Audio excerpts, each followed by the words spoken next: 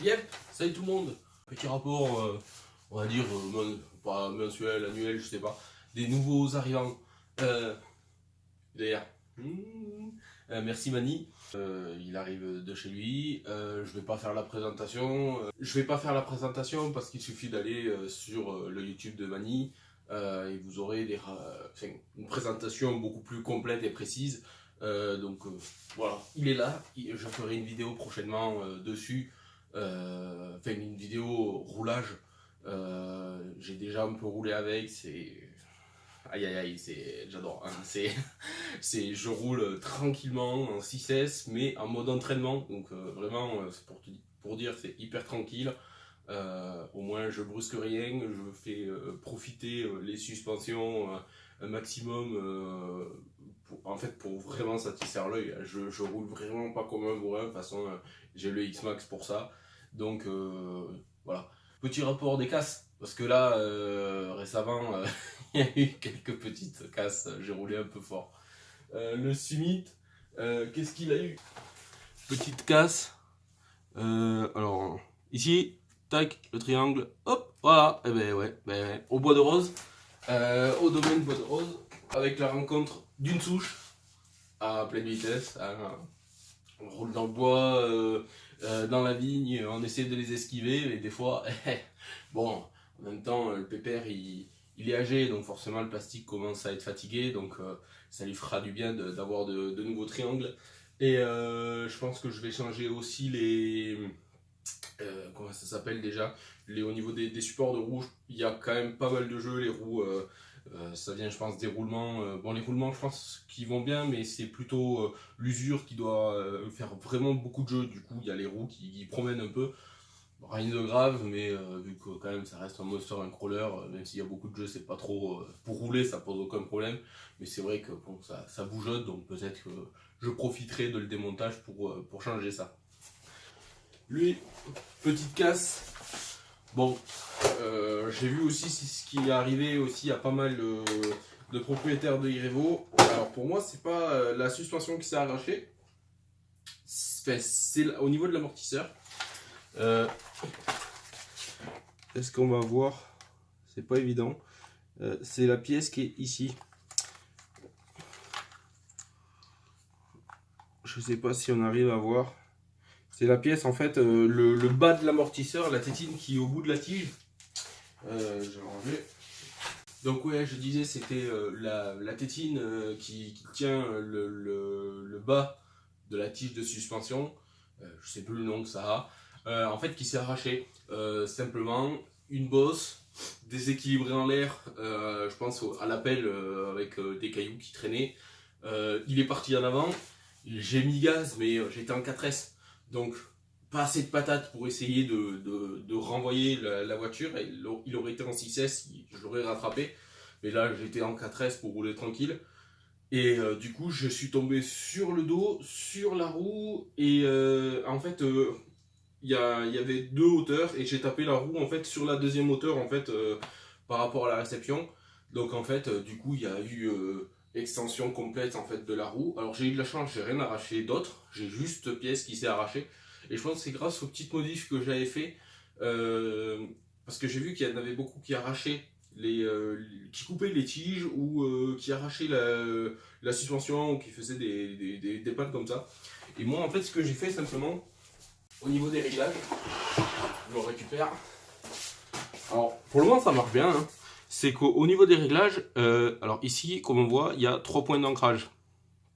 En fait, le plus à l'extérieur, en gros, c'est la suspension qui est la plus basse. Donc, si on veut, par exemple, rouler sur une piste très propre, très peu accidentée, on va rouler comme ça. Et la position la plus rentrée, la garde au sol va être plus importante. Et ça ne va pas changer l'amortissement. L'amortissement va être identique. On va quand même avoir la suspension qui va travailler de la même façon. Mais on va augmenter la garde au sol.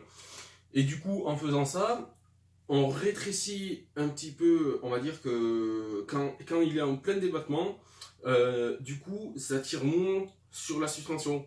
Donc, indirectement, ça évite d'autres casses. La petite pièce en plastique est vraiment abîmée, mais je pense que le pad vis il doit être mort, donc je vais le remplacer. Je vais pas faire le collage parce que certains font un collage à cette pièce là, et,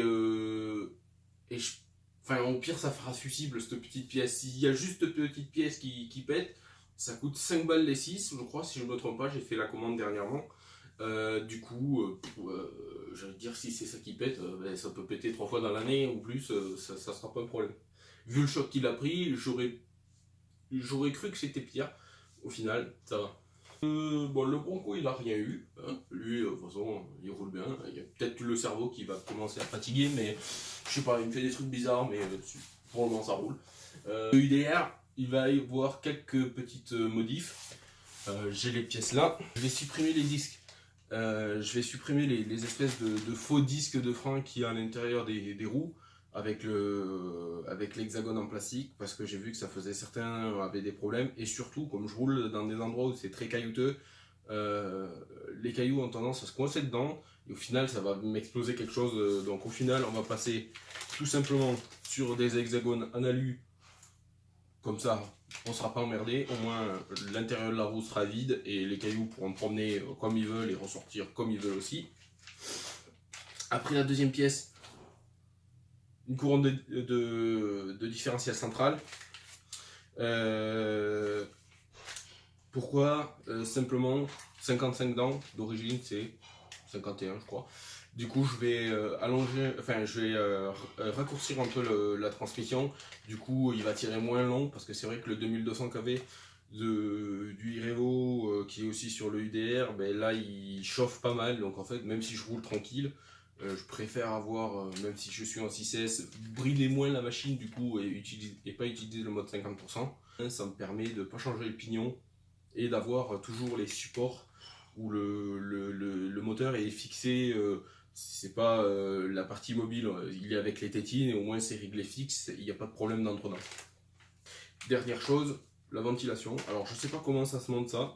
J'ai l'impression qu'en fait ça c'est du GPM. C'est pour la ventilation du moteur.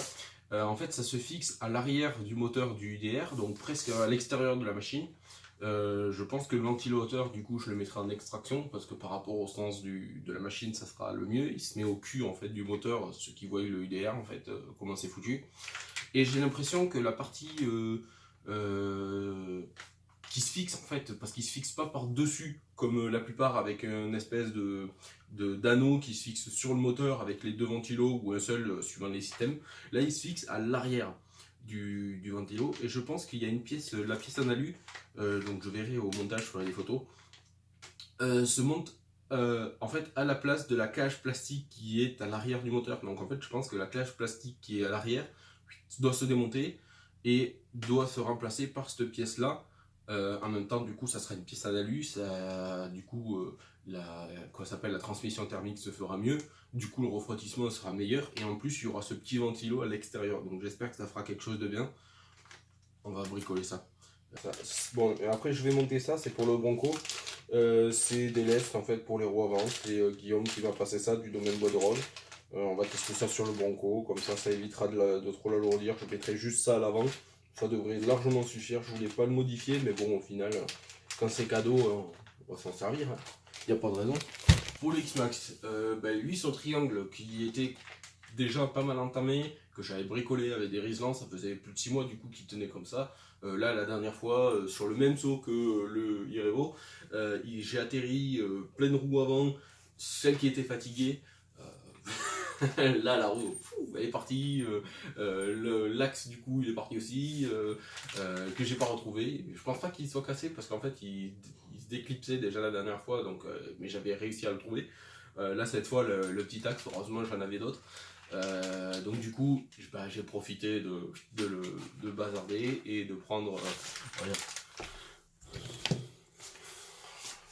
le triangle que j'avais bricolé comme vous voyez. Et là il est fini, hein, là il s'est écarté, je l'avais recollé, il tenait pas mal, hein, mais là il s'est fini là. Là, vous voyez il est fondu tout dans le travers, et là c'est passé derrière les riselants là. En fait ça s'arrêtait là à peu près là, avant cette partie où il y a le trou là, ça s'arrêtait ici, et du coup ça tenait encore. Là, ah, celui-là il va aller à la poubelle. C'est ma première casse, hein. Même, enfin ma première casse sur le X-Max, hein. Donc pour vous dire, c'est costaud le bestiau. Et du coup, par contre au niveau de l'usure, ça c'est les noix de la transmission, là, des arbres de transmission. Les noix après les différentiels qui vont être pas changés de suite parce que j'attends toujours que ce soit pété avant de changer, mais ils vont pas tarder, ils commencent déjà à s'ouvrir. Parce que bon, forcément, en faisant du saut en roulant fort, forcément, au bout d'un moment, ça se mange et ça s'use. Voilà. Ah oui, autre chose, du coup, j'ai profité, vu que ça commençait à faire pas mal de radio, que je commençais à avoir stocké, j'ai acheté ce petit sac. Comme les sacs de transport Robitronic que j'avais pris sur chacune des voitures, j'ai acheté ce petit sac, j'ai bricolé comme ça, hop, ça me fait toutes mes radios comme ça. C'est un petit sac Robitronic pour un dixième normalement. Et comme ça me permet de ranger toutes les radios dans le même sac. Et pour transporter, au moins c'est solide et ça protège un peu mieux les radios, parce que sinon, à force de lui donner des chocs et tout. Oui, ah oui, une dernière chose. Je pense que je vais vendre le prototype, le e-Slayer que j'ai assemblé, que j'avais fait la vidéo il y a pas longtemps, vu que le IDR est arrivé. Donc je pense que je vais le vendre sans l'électronique, juste le châssis, donc ça sera pas un prix très élevé. Et du coup, il y aura. Enfin, j'ai fait l'assemblage entre les Revo Summit, Revo, le Slayer Pro, enfin c'est un assemblage de pas mal de pièces. Il y a la vidéo sur ma chaîne. Du coup, je pense que je vais le vendre. Je vais garder l'électronique au cas où ça peut toujours servir, ça l'électronique. Comme ça, moi je le vends à un petit prix et les gens, vous assemblez après ce que vous voulez. Bon, j'espère que cette vidéo vous a plu. À une prochaine. J'espère que je vous ferai, j'aurai le temps de faire des vidéos où je vais pouvoir rouler un petit peu. Généralement, je roule, je pense pas forcément à filmer avec le téléphone, c'est pas pratique. Donc, comme ça, je vais essayer de vous faire ça, surtout sur le UDR, parce qu'on aime toujours rouler le UDR. Les autres, ils sont connus, il n'y en a pas trop besoin. Il va y avoir une vidéo à suivre du Bronco. Donc voilà, allez, à la prochaine!